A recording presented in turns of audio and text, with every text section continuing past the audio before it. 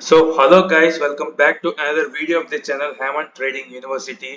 And మన అందరికీ ఒకే ఒక తలనొప్పి, మన ట్రేడర్స్ అందరికీ, ఫారెక్స్ ట్రేడింగ్ చేసిన వాళ్ళందరికీ ఒకే ఒక తలనొప్పి ఏంటి అంటే ఐటీఆర్ ఎలా ఫైల్ చేయాలి ఫ్రమ్ ఇండియా నుంచి అని చెప్పి, ఎవరు చేయాలి, ఎందుకు చేయాలి, అసలు దీని ప్రాసెస్ ఏంటి అని చెప్పి ఈ రోజు వీడియోలో పూర్తిగా తేల్చేద్దాం.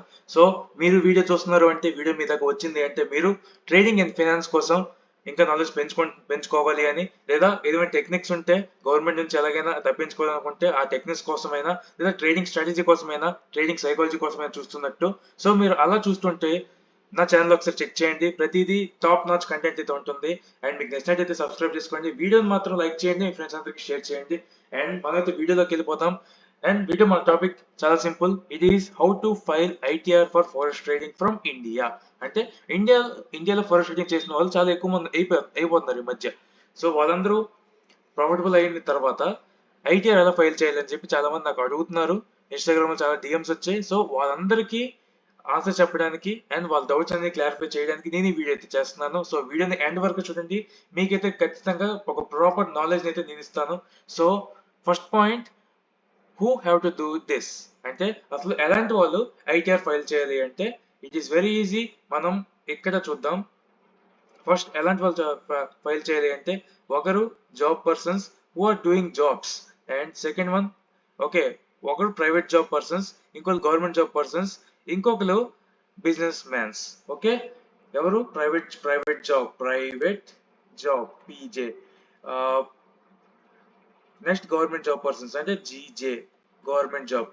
ఇంకా బిజినెస్ మ్యాన్, మనందరి favourite business mans and entrepreneurs, వీళ్ళందరూ కూడా ఐటీఆర్ ఫైల్ చేసి ఉండాలి. And why we have to do అంటే, మనం మన గవర్నమెంట్ మన ట్రాన్సాక్షన్స్ ని ప్రతిదీ మానిటర్ చేస్తుంటది కాబట్టి, ఏవైనా ఇల్లీగల్ ట్రాన్సాక్షన్స్ ఏమైనా జరుగుతున్నాయా, ఆర్ ఏవైనా డబ్బుని బ్లాక్ మనీగా ఉంచిన మనీని మీరు గవర్నమెంట్ కట్టకుండా వదిలేస్తున్నారని చెప్పి మీ ప్రతి ట్రాన్సాక్షన్ వాళ్ళు మానిటర్ చేస్తారు కాబట్టి, సో వాళ్ళు మానిటర్ చేసే హక్కు వాళ్ళకి ఇచ్చినప్పుడు రిపోర్ట్ కూడా సబ్మిట్ చేయాల్సిన బాధ్యత మనది. సో మనం ఇలాంటి టైం అప్పుడే కొంచెం భయం వేస్తుంటుంది, ఎందుకంటే మనం చేసింది ఫారెక్స్ ట్రేడింగ్ అనేది ఇండియాలో ఇల్లీగల్ అయిన మనీని ఇండియా నుంచి మేము చేస్తున్నామని చెప్పి ఒక రిపోర్ట్ ఎలాగిస్తాం. మేబీ చాలా మందికి ఇక్కడే భయం వేస్తుంటుంది, అసలు ఎందుకు ఇలా జరుగుతుంది, అసలు నేను చెయ్యాలో వద్దని చెప్పి. ఐటీఆర్ ఫైల్ చేయకపోతే ఒక రకమైన యాక్షన్ తీసుకుంటారు వాళ్ళు, ఐటీఆర్ ఫైల్ చేస్తే ఇంకో రకమైన యాక్షన్ తీసుకుంటారు. So first of all, forex trading అయితే ఇండియాలో లీగల్ అయితే కాదు, కంప్లీట్ గా లీగల్ అయితే కాదు. ఎందుకంటే లీగలే, బట్ ఐఎన్ఆర్ తో పేరైన ట్రేడ్స్ మనం చేయాలన్నమాట. అంటే USD INR and euro euro rupee అంటే EUR INR and GB INR, JPY INR, ఇలాంటి ఐఎన్ఆర్స్ తో పేరైన పెయిర్స్ తో మనమైతే ట్రేడ్ చేయాలి. బట్ అలాంటి పెయిర్స్ లో ట్రేడ్ చేయకపోయినా ఒకటి, ఎందుకంటే అందులో పార్టిసిపేషన్ తక్కువ, వాలిటాలిటీ తక్కువ, మనకు కావాల్సిన మూమెంట్స్, మనకు క్యాపిటల్స్ మూమెంట్స్ ఉండవు. అండ్ ఈ యూరో ఐఎన్ఆర్ తో పేరైన కరెన్సీ పేర్స్ ట్రేడ్ చేయడం కన్నా నిఫ్టీ ట్రేడ్ చేసుకుంటే బెటర్, ఇంకా కొంచెం బెటర్ రిజల్ట్స్ వస్తాయి, బెటర్ ట్రేడింగ్ ఆపర్చునిటీస్ దొరుకుతాయి. లేదు ఇండియన్ మార్కెట్ కొంచెం కష్టంగా ఉంది, ఫారెక్స్ చేద్దాం అనుకుంటే కమ్ టు ఫారెక్స్. బట్ ఎలాంటి పేర్స్ చేస్తారు maximum, euro dollar, GB జేపీవై, Japanese N, Japanese dollar, and all favourite gold, కొంతమంది బిట్ కాయిన్, ఎనీ ఫ్యూచర్స్ లో అయితే నాస్డాక్, ఇలాంటివి కూడా ట్రేడ్ చేస్తూ ఉంటారు చాలా మంది. సో వీళ్ళందరూ ఫ్యూచర్స్ కోసం మనం మాట్లాడట్లేదు, ప్రెసెంట్ అయితే ఫారెక్స్ ట్రేడింగ్ కోసం మాట్లాడదాం. ఫారెక్స్ ట్రేడింగ్, ఓకే, ఎలా ప్రాసెస్ ఏంటో చూద్దాం. సో ఎవరైనా సరే క్రిప్టో వాళ్ళు ఏం చేశారంటే, వాళ్ళు ఫారెక్స్ ట్రేడింగ్ ఇల్లీగల్ అని చెప్పారు, కానీ క్రిప్టో ట్రాన్సాక్షన్స్ ఇల్లీగల్ అని కాదని చెప్పలేదు. బట్ క్రిప్టో ట్రాన్సాక్షన్ ఇయర్ లో ₹10 కన్నా ఎక్కువ జరిగితే, ₹10 వర్త్ ఆఫ్ ₹10 అంటే మాక్సిమం $100 అనుకుంటా, $100 కన్నా ఎక్కువ ట్రాన్సాక్షన్ కానీ మీరు చేసినట్టయితే, మీ మీద $100 కన్నా ఎక్కువ చేస్తే మీ మీద 30% ట్యాక్స్ పడుతుంది. నేను అనుకున్నా 10 lakhs అనుకున్నా, కానీ 10,000 రూపీస్ అయిపోయింది. అది 10 lakhs అనుకున్నా, కానీ 10,000 రూపీస్ అంటే $100 వరకు నో ట్యాక్స్. బట్ 100 తర్వాత ఈవెన్ $1 అయినా సరే, ఆ $1 మీద 30% ట్యాక్స్ పడుతుంది అనమాట. సో అలాగ వెళ్తుంది ప్రెసెంట్ అయితే అలాగ వెళ్తుంది. సో వాళ్ళు ఏం చేస్తున్నారు అంటే, సో 30% ట్యాక్స్ పడుతుంది. సో దీని నుంచి ఎలా తప్పించుకోవాలి అంటే, ఫస్ట్ ఆఫ్ ఆల్ మీరు ఎవరైనా సరే private job persons, government job persons and business mans వీళ్ళందరికీ ఏదో ఒక మనీ ఇన్కమ్ సోర్స్ ఉంటుంది. అంటే ఫర్ సపోజ్ అందరికి శాలరీ ఇన్కమ్ అయితే ఇన్కమ్ వస్తుంది, శాలరీస్ అయితే ఇన్కమ్ అయితే వస్తుంది, బిజినెస్ మ్యాన్కి అయితే ప్రాఫిట్ వస్తుంది. సో ట్రేడింగ్ చేద్దాం అనుకుంటే మీ శాలరీ అకౌంట్ ఏదైతే ఉందో బ్యాంక్ అకౌంట్, ఆ బ్యాంక్ అకౌంట్ నుంచి డైరెక్ట్ గా బ్రోకర్ కి డిపాజిట్ చేయకండి. ఆర్ మీరు గవర్నమెంట్ ఎంప్లాయీ అయినా, ప్రైవేట్ ఎంప్లాయీ అయినా, ఆర్ ఈవెన్ బిజినెస్ మ్యాన్ అయినా మీ ట్రాన్సాక్షన్స్ ని ఒక ట్రాన్స్పరెంట్ గా చూపించడానికి సేమ్ ఒకే ఒక బ్యాంక్ అకౌంట్ తో ట్రాన్సాక్షన్ చేయకండి. ట్రాన్సాక్షన్స్ అన్ని ఈ crypto transactions or forex trading ఆ ఫండ్స్ ఇలా అలొకేట్ చేయడానికి ఎలాంటి ట్రాన్సాక్షన్ జరగాలి అంటే ఫస్ట్ ఆఫ్ ఆల్ మీరైతే ఒక ప్రైవేట్ బ్యాంక్ లో ఒక కరెంట్ అకౌంట్ ఓపెన్ చేయాలి. ప్రైవేట్ బ్యాంక్ లో కరెంట్ అకౌంట్ ఓపెన్ చేసిన తర్వాత ఆ బ్యాంక్ చెప్తున్నాను చూడు, ప్రైవేట్ బ్యాంక్ లో ఒక కరెంట్ అకౌంట్ అయితే మనం ఓపెన్ చేయాలి. కరెంట్ అకౌంట్ ఓపెన్ చేసిన తర్వాత మనం ఇందులో కొంత మనీ డిపాజిట్ చేసిన తర్వాత ఏదైతే మనీ మనం ఫోరెక్స్ ట్రేడింగ్ లో డిపాజిట్ చేద్దాం అనుకుంటున్నామో ఆ మనీని ఇక్కడ ఈ అకౌంట్ లో డిపాజిట్ చేయాలి. అప్పుడు మీ దగ్గర ఇంకో సేవింగ్స్ అకౌంట్ ఉంటుంది, అది మీ శాలరీ అమౌంట్ పడుతున్న అకౌంట్ అనమాట. అది మీ శాలరీ ఇన్కమ్ అంతా ఇక్కడ పడుతుంది అండ్ మీరు ఈ అకౌంట్ నుంచి ఈ అకౌంట్ కి ట్రాన్స్ఫర్ చేసుకోవచ్చు. అండ్ ట్రాన్స్ఫర్ చేసిన తర్వాత ఈ రెండు బ్యాంక్ అకౌంట్ మీ పేరు మీద ఉన్నాయి కాబట్టి పెద్ద విషయం పడదు. మీరు ఈ కరెంట్ అకౌంట్ నుంచి ఎలా ట్రాన్సాక్షన్ చేస్తారని చెప్పి, కరెంట్ అకౌంట్ కాబట్టి మీకు బోల్డెన్ వేస్ దొరుకుతాయి. అవి ఎలా ఐటీఆర్ ఎలా ఫైల్ చేయాలని చెప్పి బోల్డెన్ వేస్ దొరుకుతాయి. కానీ చెప్తున్న ప్రాసెస్ వినండి. First of all current account create చేయండి, మీకు ఎంతమంది కావాలో అంతమంది ట్రాన్స్ఫర్ చేసుకోండి. ట్రాన్స్ఫర్ చేసిన తర్వాత దీన్ని మీరు బ్రోకర్స్ లో ఏవైనా బ్రోకర్స్ లో క్రిప్టో రూపంలో ఆర్ ఎనీ యూపీఐ సపోర్ట్ చేసిన బ్రోకర్స్ ఆర్ క్రిప్టో సపోర్ట్ చేసిన బ్రోకర్స్, మీకు పీ2పీ ఐడియా ఉంటే పీ2పీ ఐడియా సపోర్ట్ చేసిన బ్రోకర్స్, ఇవన్నిట్లో మీరు లింక్అప్ అయ్యి అప్పుడు మీరు మీకు కావాల్సిన బ్రోకర్ లో మనీ డిపాజిట్ చేసుకోవచ్చు. అప్పుడు కూడా కొంత రిస్క్ ఉంది. ఎందుకు? కరెంట్ అకౌంట్ నుంచి ట్రాన్సాక్షన్స్ అన్ని కూడా గవర్నమెంట్ అయితే మీ పాన్ కార్డ్ ద్వారా కోర్స్ బ్యాంక్ అకౌంట్ క్రియేట్ చేయాలంటే మీకు కావాల్సింది పాన్ కార్డ్.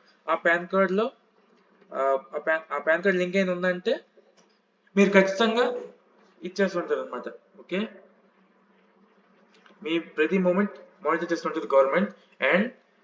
అండ్ ఇప్పుడు మీరు ఆ అకౌంట్ డిపాజిట్ చేస్తారు, మనీ విత్డ్రా చేస్తారు అనుకుందాం. అది విత్డ్రా చేసిన మనీ మోర్ దాన్ ఒక 2 lakhs రూపీస్ అనుకుందాం. ఒక 2 lakhs రూపీస్ కన్నా ఎక్కువ ఉంది అనుకుందాం. సో అప్పుడు ఏం జరుగుతుంది? సో అప్పుడు మీరు ఈ మనీని కూడా డైరెక్ట్ గా కరెంట్ అకౌంట్ కి ట్రాన్స్ఫర్ అయ్యేలా చూసుకోవాలి. అప్పుడు ఐటీఆర్ ఎలా ఫైల్ చేయాలి? మీరు సంథింగ్ లైక్ ఫ్రీలాన్సింగ్ చేస్తున్నారు and other source of income like something which is linked to USD. అంటే దాని అర్థం ఆన్లైన్ బిజినెస్ అయి ఉండొచ్చు, ఫ్రీలాన్సింగ్ అయి ఉండొచ్చు, ఆర్ అమెరికాలో ఏదో ఒక బిజినెస్ ఓపెన్ చేసేదాం, బిజినెస్ పరంగా ఉండొచ్చు. ఇలా రకంగా ఏదో ఒకటి కనిపిస్తుంటుంది. సో బట్ మీరు ఈ ఐడియా ఫైల్ చేసే ముందు ఒకసారి మీ సిఏకి చార్టెడ్ అకౌంటెంట్ కి కలిసిన తర్వాత మీరు వాళ్ళు ఇంకా నీట్గా గైడ్ చేయగలరు అనమాట. బికాస్ నేను కూడా గైడ్ చేయగలను, కానీ అందరూ కూర్చోబెట్టి చెప్పలేం కదా. నేను చేసినంత వీడియో ద్వారా చెప్పగలను, అంతే వీడియో ద్వారా చెప్తున్నాను అంతేగాని నేను ప్రాసెస్ చెప్తున్నా. దాన్ని ఇంకా ఫిల్టర్ చేసి బాగా మీకు గైడ్ చేసేదైతే సిఏ మాత్రమే. సిఏ దగ్గరికి వెళ్ళి మీరైతే ఇంకా నీట్ గా తెలుసుకోవచ్చు అనమాట.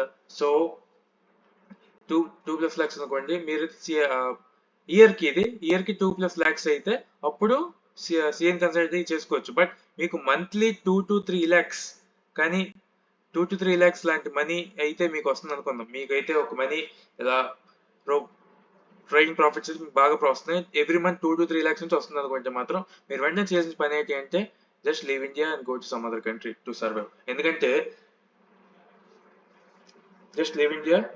ఎందుకంటే ఇండియాలో మీరు ఎక్కువ డబ్బు సంపాదిస్తే గవర్నమెంట్కి ఇష్టం లేదు, మీ చుట్టుపక్కల మనుషులకి ఇష్టం లేదు. కాబట్టి సో ఫస్ట్ వాళ్ళని తప్పించుకోవాలంటే మీకు మంత్లీ వచ్చిన ఇన్కమ్ మీకు మాత్రమే కావాలి అనుకుంటే మీరు మాత్రం ఇండియన్ వదిలేయాలి.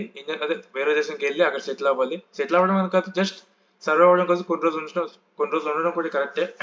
అండ్ ఇంకేంటంటే ఒకవేళ మీకు యుఎస్ ఆర్ ఎనీ అదర్ కంట్రీలో మీకు తెలిసిన రిలేటివ్స్ ఉన్నారనుకోండి, మీకు తెలిసిన రిలేటివ్స్ ఉంటే వాళ్ళ బ్యాంక్ అకౌంట్ నుంచి డైరెక్ట్ గా మీరు డైరెక్ట్ ఫండ్స్ డిపాజిట్ చేశారనుకోండి, మీకు అసలు మీకు ఎటువంటి అడ్డు అనేది ఉండదు. సో బ్యాంక్ అకౌంట్ వాళ్ళది, మీ సమ్వన్ ఇన్ ఫారెన్ వాళ్ళ బ్యాంక్ అకౌంట్ వాళ్ళ పేరు మీద వాళ్ళ account details, ID card number,